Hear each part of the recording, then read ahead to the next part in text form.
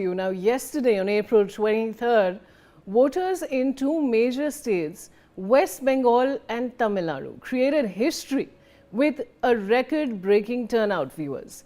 Now, in West Bengal's first phase, covering 152 constituencies, the state registered an astonishing 92.88% voter turnout, the highest ever in Bengal since independence. This is a massive jump from the previous record of 84.72% in the 2011 assembly elections.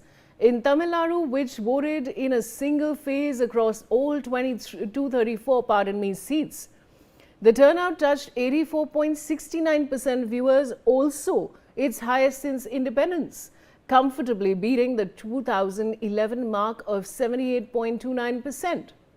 Now, a second phase of polling in Bengal is scheduled for April 29, while voting counting for both states will take place on May 4. One day after this unprecedented 92% plus turnout in Bengal, the political debate is heating up. Union Home Minister Amit Shah has predicted that the BJP will cross 110 seats in Phase 1 alone. And meanwhile, the Supreme Court is hearing arguments over the special intensive revision of electoral rolls, and Chief Justice of India has remarked that vote defeats violence. So, was this record turnout a result of polarization, better security, voter deletions, or efficient EC management? Let's analyze the numbers and the reasons behind the massive participation. So, let me show you that, viewers. Let's figure out what the reason really was for the massive participation. Now, Bengal record turnout, past 5 elections is what we're talking about. West Bengal, of course, 2006, 81.97%. Let's look at 2011 now, 84.33% viewers. 2016 was 83.02%. 2021, 82.30%, and 2026, 92.88%. This is, of course, Phase 1 that we're discussing. Let's talk about Jalpaiguri, 93.23%, Birbhum, 93.70%, Murshidabad, 92.93%, Dakshin Dinajpur, 94.85%, and Cooch Behar, 94.54%.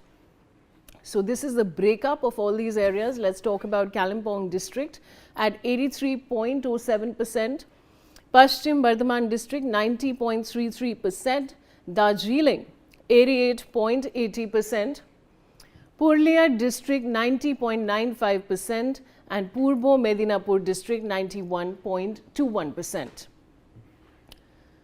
Now, the highest for state was Nagaland at 91.91%. And this is, of course, the Bengal record turnout that we're talking about. And highest in Bengal in 2026 was 92.88% in Phase 1.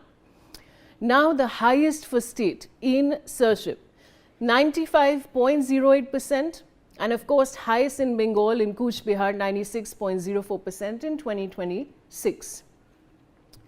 So, this is the record turnout that we're discussing.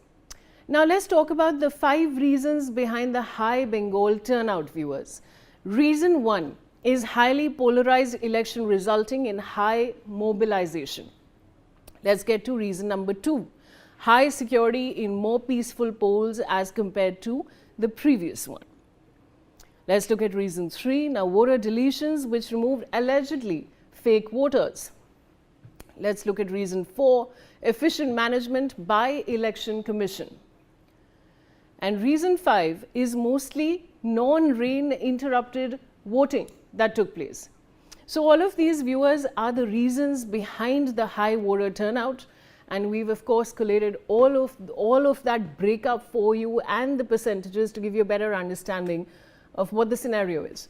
Joining me now is Mr. Gautam Mukherjee. He's a senior journalist.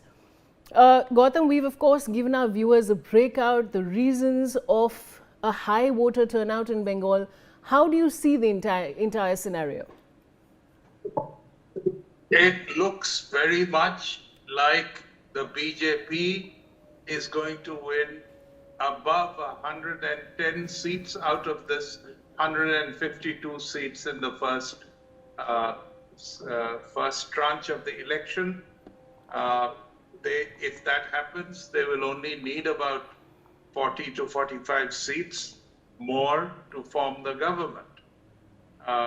This is probably being indicated by the unprecedented voter turnout this time, largely free of intimidation and booth capturing and violence.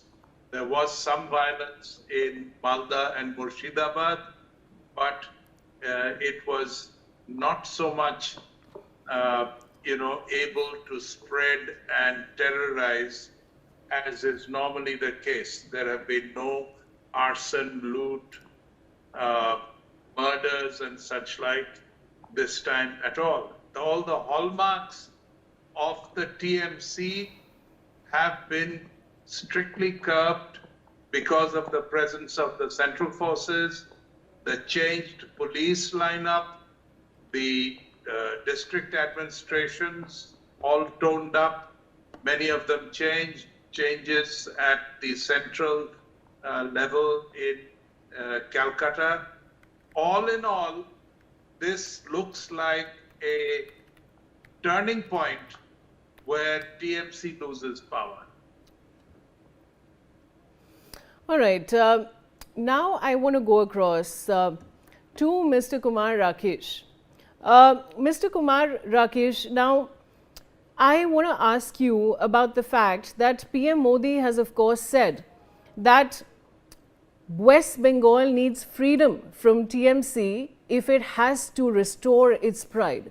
What would you like to say on that? The statement of our Prime Minister Narendra Modi, whatever he stated, that is totally depend on the facts. Whatever all we are just seeing and watching how the states is just running about, what the condition, law and order, or just imbalances, just only just states is going to be in a poorer way. Development is stopped and all scenario. He just saying in the complete scenario how the West Bengal has been grabbed in that hand that is not expert in development, only in mimicry and whatever they are trying to the laughing stock the state to the nation. So whatever Prime Minister just said, very well said, balanced said, and now we will see in March the complete his campaign. He never named the Mamata Banerjee. Very significant point. Always spoke TMC. Other leaders talk about Mamata Banerjee and CM of Bengal, West Bengal. But I have just tried to analyze. He never mentioned the name of Mamata Banerjee. Always talks TMC, TMC, like that. So whatever TMC is doing. So here talking about the party, talking about the ethos, about your Sankalp Patra, about your reason, whatever is trying to state. So this is a total, as I think, the meaning of the PM message and the statement, and just how it linked the state, how it is stopping the development, how the government of India has given the funds, lot of funds for the development, not properly utilized till now, was trying to be with hands with the state, whatever I already told many times, the center-state relation, the proper definition, partition not maintained till now. Always he was in fighting, always he was in fighting, always he was in fighting mode, always he was in fighting mode, not in the cooperation and coordination mode. That is also important point for the states and center, how to go the proper coordination for the sake of development. This is the main issue, whatever our PM, that is when Modi trying to address the people, and I think all BJP people, since tomorrow and today, since yesterday and today, they are so happy. This is the difference of about 9% vote, and I have talked to some of the observers also, some party leaders also, a TMC leader also. They are saying that 9% difference will make the huge difference just for the winning one. And last election out of 152, BJP were just again 59 out of 77. Now it may be whatever claimed by Amit Shah 110, but some party insiders say 90 to 100. It may be again 40 seats game. It matters for West Bengal politics and which is for the result coming in 4th of May. All right, I want to go now to Gautam Mukherjee. Now, Gautam, I want to quote Amit Shah before I come to my question, which is that he said that Mamata Banerjee has done the work of institutionalizing corruption through more than 30 frauds. More than 10,000 crores of corruption has taken place in Bengal. Our government will definitely provide a corrupt-free, transparent administration. Do you see that translating on the ground? Yes, absolutely. BJP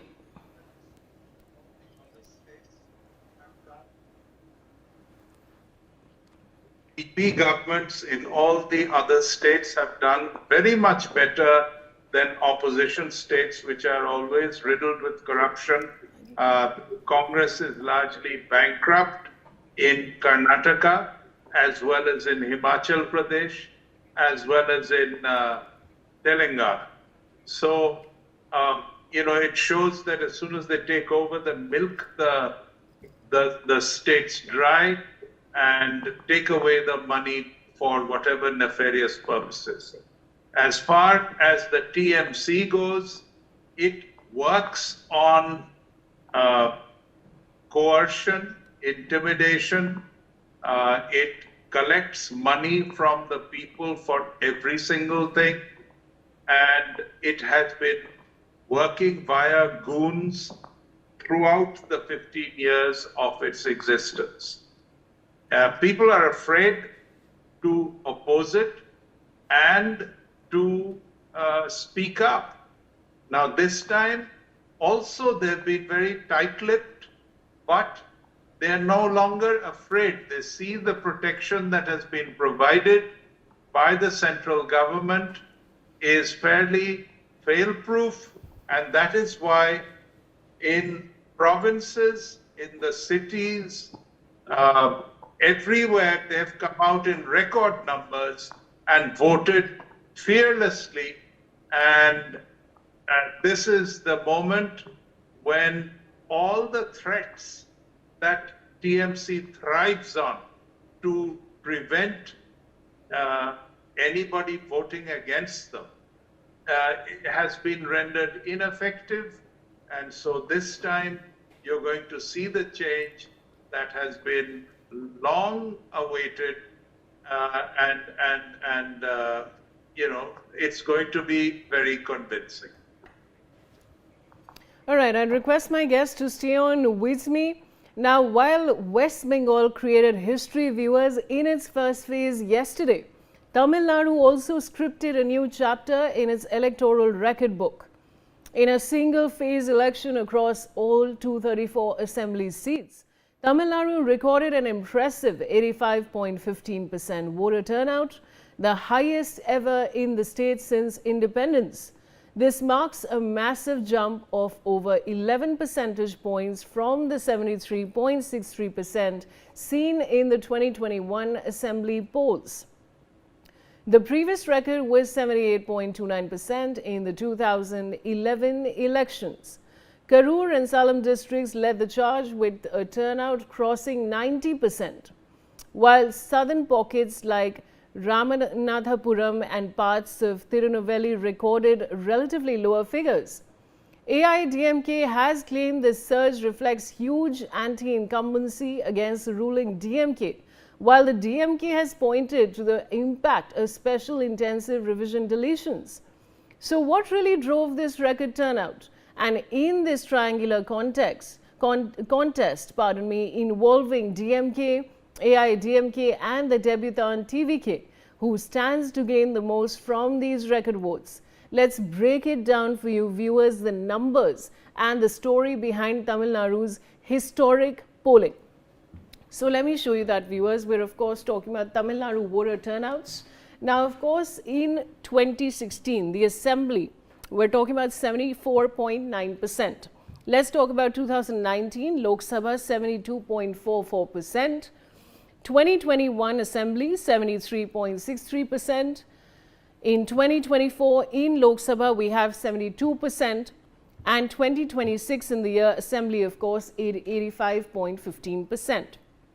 Now let's talk about the record turnout, the 5 highest turnouts. So in Erode it's 89.97%, Karur is 92.48%, Dharmapuri is 90.02%, Salem is 90.42%, and Namakkal is 89.63%. So this is the 5 highest. Now let's go to the 5 lowest turnouts.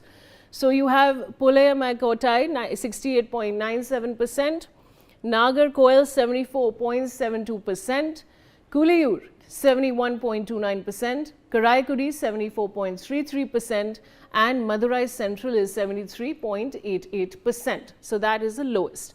Now the highest for state. Let's talk about the higher ever versus Tamil Nadu. So the highest for the state in Nagaland was 91.91%.